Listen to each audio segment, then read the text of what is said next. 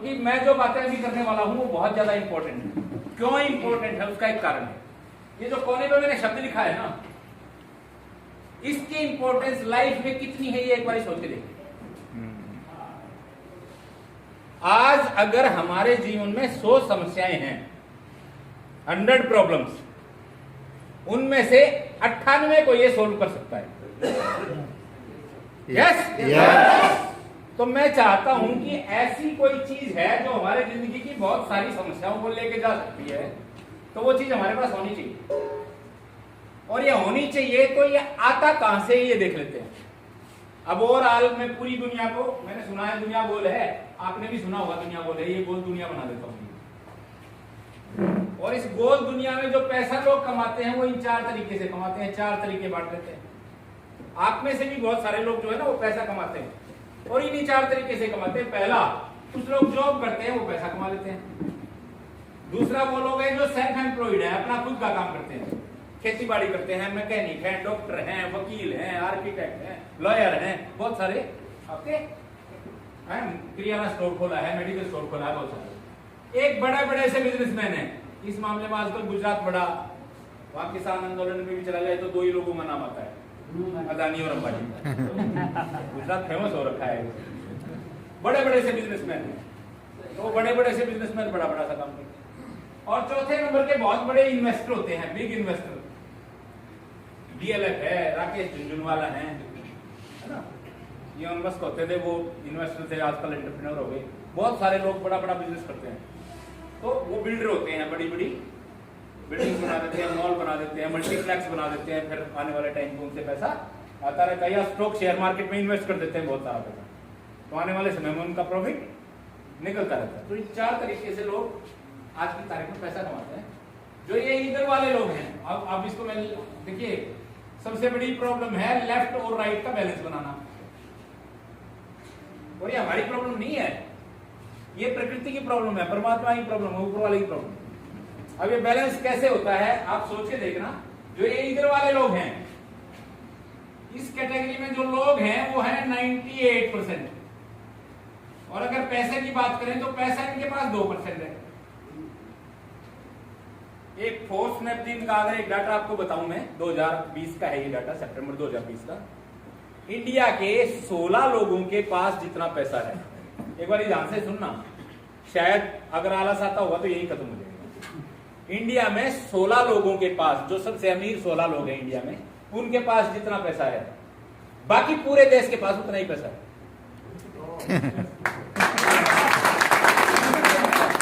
India के जो top 16 लोग हैं उनके पास जितना पैसा है, बाकी पूरे इंडिया के पास टोटल मिला दे तो उन 16 ही लोगों जितना पैसा है।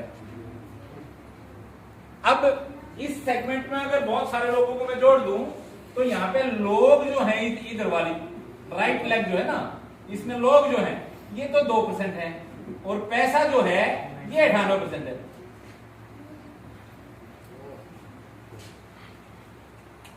और इत्तेफाक से इस साल में हम जितने भी लोग बैठे हैं ये लेफ्ट वाले में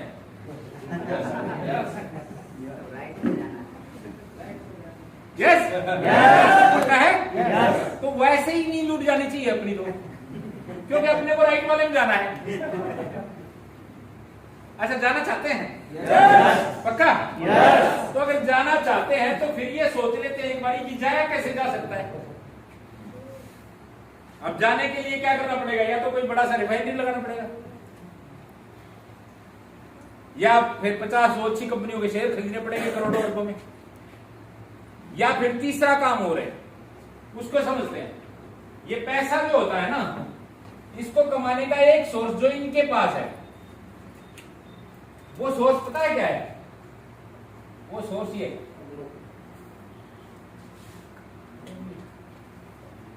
आप ईमानदारी से ध्यान से सोचिए, जो इधर वाले लोग हैं, जो लोग कितने हैं?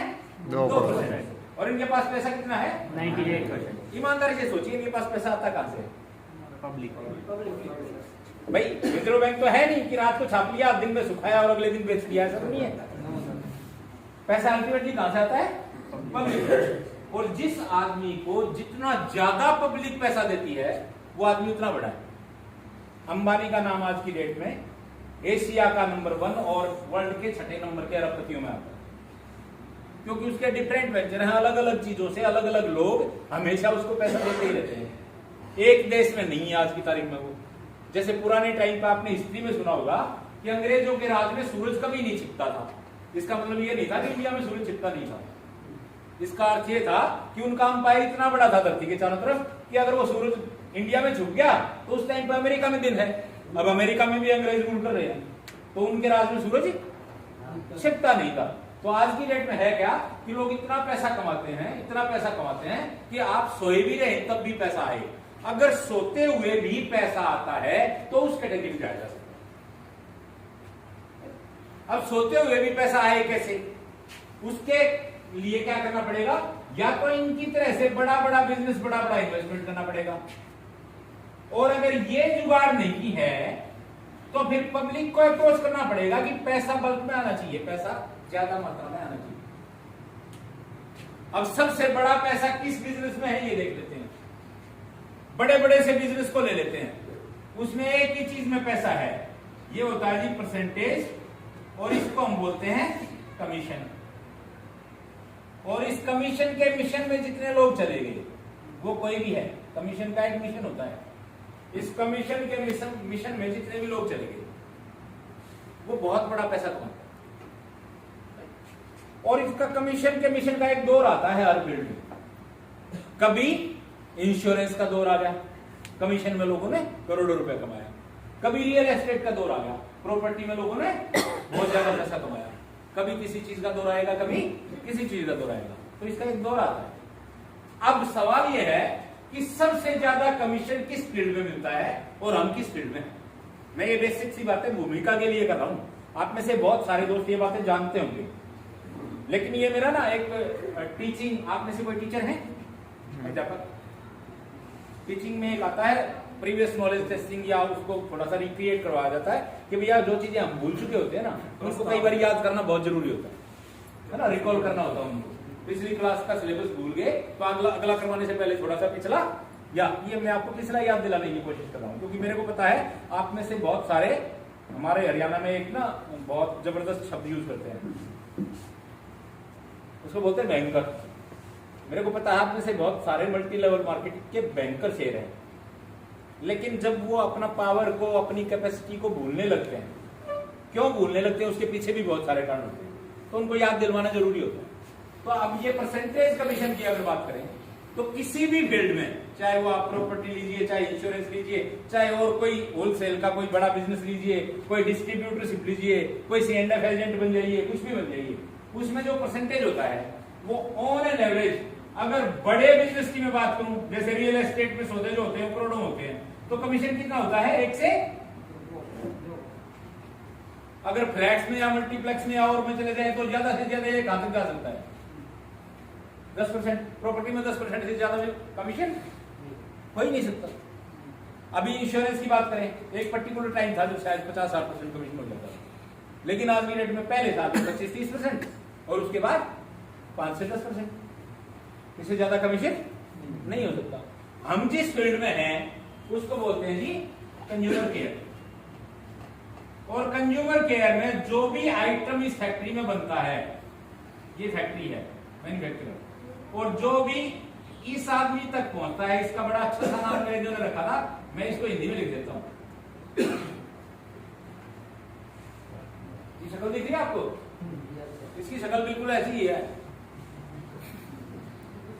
और इसका नाम अंग्रेजों ने रखा कस्टमर, यानी कि कष्ट से यही मरेगा और किसी की जिम्मेदारी नहीं है। अब ये क्यों कष्ट से मरता है, इसका एक कारण है। आप अपने घर में सुबह से शाम तक FMCG का जितना भी प्रोडक्ट इस्तेमाल करते हैं, सुबह उठते ही सबसे पहले, आज कितने दोस्तों ने ब्रश किया? अरे वाह क्या बात है, आज तो खड़ा करना ही पड़ेगा, पड़ोसी क्या बोले। चलिए, अगर यहाँ पे कोई माल 20 रुपया का बना तो यहाँ पे जाने में वो 100 रुपया का हो जाना है, इसकी मजबूरी है। अब इसकी मजबूरी क्यों है, ये कैलकुलेशन थोड़ा सा समझना पड़ेगा। कहीं ना कहीं इसके बीच में 12 से 18% का एक विशेष टैक्स है, सारों को मिलाकर आज की डेट में GST बोला जाता है। जो भी कंज्यूमर केयर कोई भी सामान हमारे घर में आएगा, अगर वो 100 रुपए का आएगा तो 12 से 18 रुपया जीएसटी जाएगा, उसको सरकार ले ही लेगी। वो सरकार को जाना ही है, हम कुछ भी खरीदे सरकार को टैक्स जाएगा ही जाएगा। 100 रुपया ढोने में लग जाएगा तो बचा 80 रुपया। अब 20 से 80 होने में यहां पे बहुत सारे लोग हैं। सर ये 60 रुपया जो है ये कमीशन के तौर पे इन लोगों को मिलता है, इसको बोलते हैं मार्केटिंग चैनल।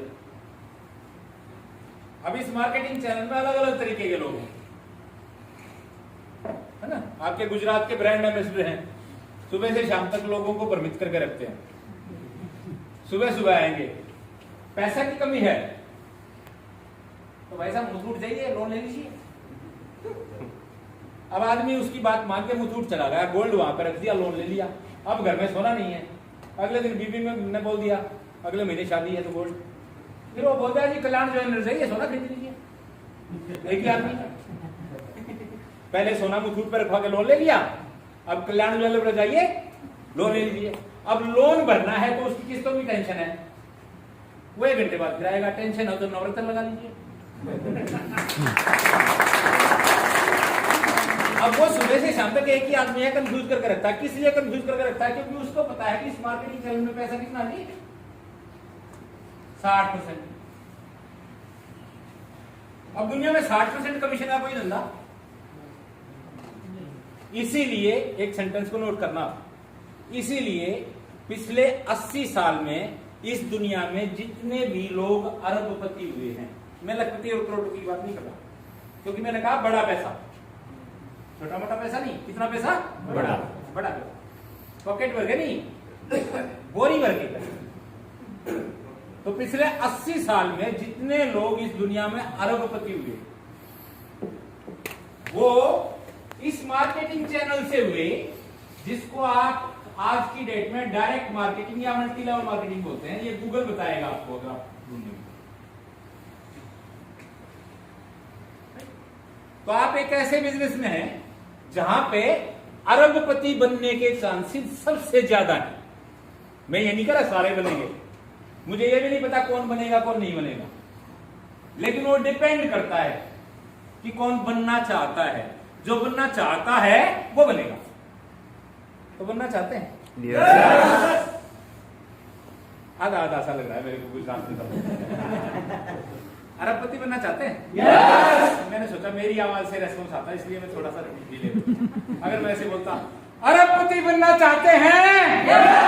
तो आपकी भी आवाज ऐसी है। तो अब है क्या, ये मामला जो है ना, ये गिव एंड टेक का मामला है। तो इसलिए रविंद्र जी जब भी बोलते हैं ना, वो ये बोलते हैं कि जो लोग एक्साइटेड होते हैं, जो लोग उत्साहित होते हैं, आपके कॉन्फिडेंस को देख के लोग आपके पास आते हैं। अब चलते हैं अगली बात पे। अब अगली बात पे चलते हैं, जब कॉन्फिडेंस पे लोग अपने पास आते हैं तो कॉन्फिडेंस कैसे आए? अब कॉन्फिडेंस में समस्या है। क्यों समस्या है? एक कंपनी में काम किया, नई बात बनी, दूसरी में काम किया, नई बात बनी, तीसरी में काम किया तो घर वालों ने मना कर दिया। भाई सलमान खान की तरह एक बंदा था, अब की बार तो जो मैंने कमिटमेंट कर लिया फिर मैं अपने आप की नहीं सुनता। अब वो एक कंपनी में काम किया, 7-6 महीना काम किया, नई बात बनी तो उसने कंपनी चेंज कर दी। अब घर वाले बोले तू तो अपने आप की नहीं सुनता था, अब ये क्या हुआ, कंपनी क्यों छोड़ दिया? तो घर वालों को हटाया, बाजू हटो। मैंने दोबारा कमिटमेंट कर लिया तो फिर मैं अपने बाप की नहीं सुनता।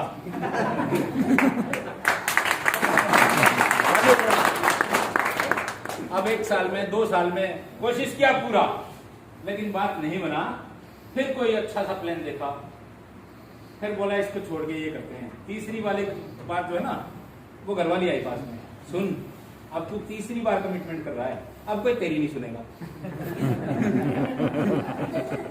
अब जो आदमी बार बार कमिटमेंट कर ही रहा है तो बार बार के कमिटमेंट को उसको सुनने वाले नहीं मिलेंगे। तो चुनाव जो होता है उसको सावधानी पूर्वक करना जरूरी है। आप किसी अपॉर्चुनिटी में जाएं तो उसको आप कैसे सिलेक्ट करें? This is the right opportunity for you. आपके लिए सही मौका क्या है? सही मौके की बात अगर मैं कहूं आपसे, एक सवाल पूछ लूं आपसे, सही मौके को समझिए। अगर सचिन तेंदुलकर के फादर डंडा लेके उसके पीछे पड़ लेते कि बेटा डॉक्टर बनना है, क्या होता? नहीं बनता, हाँ जी। नहीं बनता, क्योंकि आप सबको बताया प्लस 2 कैसे किया था। वो डॉक्टर नहीं बन सकता, क्योंकि उसका जो आर्ट था उसके अंदर जो चीजें थी वो डॉक्टर बनने का हिसाब किताब उसका बनाती ही नहीं थी। अगर बाई चांस वो डॉक्टर बन भी जाता, मान लो भैया क्रोध से, पीटने से, कूटने से, कैसे भी जबरदस्ती उसको डॉक्टर बना भी देते, तो क्या भारत रत्न ले लेता? नहीं। कोई चांस ही नहीं बनता था, क्लिनिक बंद होने का चांस ज्यादा था। तो अब है क्या, मैं ये नहीं कहता कि वो डॉक्टर बन नहीं सकता था, बन सकता था। प्रैक्टिस और सिलेक्शन वो अपनी क्वालिटीज के अकॉर्डिंग करना पड़ता है। तो हम जिस बिजनेस में हैं, जिसको बोलते हैं डायरेक्ट मार्केटिंग, ये एक ओपन अपॉर्चुनिटी है।